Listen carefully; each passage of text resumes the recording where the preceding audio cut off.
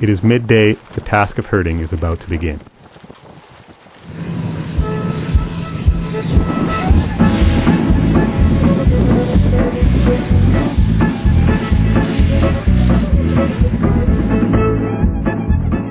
David and the helicopter have taken off. Henrik rides out and Chapi runs with him. They will herd today and overnight on the land. Back in camp, we go about finishing the corrals. We spend an anxious night awaiting the approaching herd. A cold wind and fog blows in from the pack ice, just visible in the horizon. The next day we rush to certify the corral, expecting the herd to arrive in under an hour. What can you do? The helicopter bangs low and an astonishing number of animals rumbles towards us. But something is wrong and the herd turns away from the corrals and bolts. Come, Chop! Having run about 100 kilometers in a day, Chapi staggers back. Hey, right on. Hey, guy. Tired, eh? Tuckered out? After a massage and a meaty meal, Chapi drifts into a long sleep.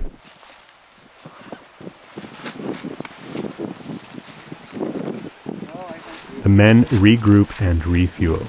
After a brief break, they are off again to drive in the herd.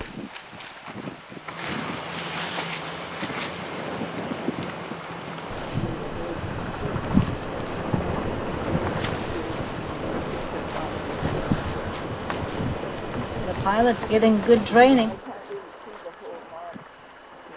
The helicopter bobs and weaves, the pilot flying lower and lower.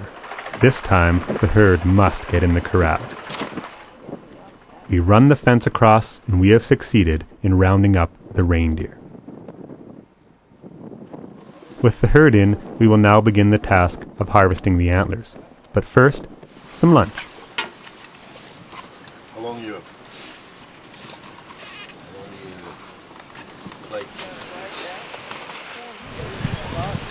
It's not in that shape like for herding. Too far, too tough, too fast. Right, tough race, all right. With run with a engine, you know. That's okay. You have done okay.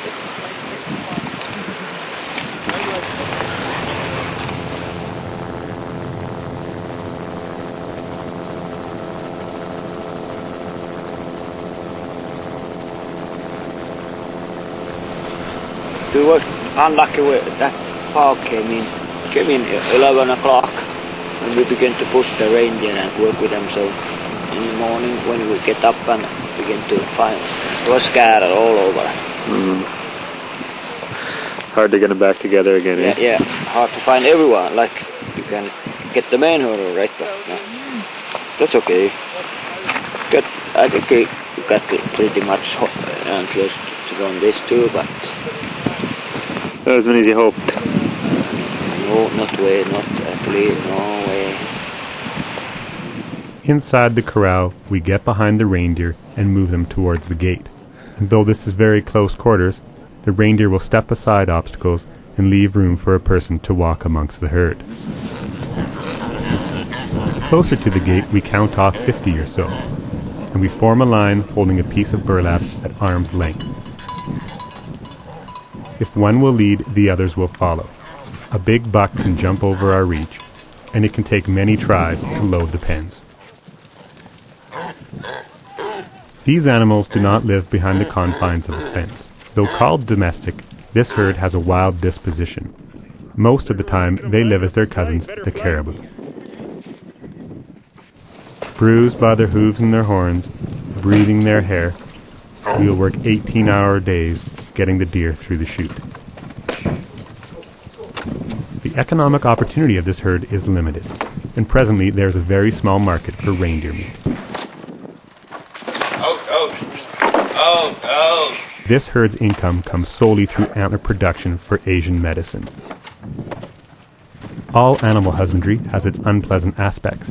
Once inside the chute, a brief ordeal befalls the deer. They are held by men, their antlers quickly removed, and their ears are tagged. Ah, that one. Yeah. Wide, Yeah. the widest. Sharp curve right there, look. Sharp curve right in front.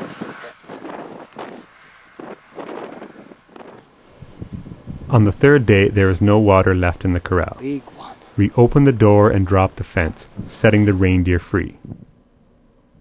They walk away and calmly begin grazing. The routine life of the reindeer has now returned to normal.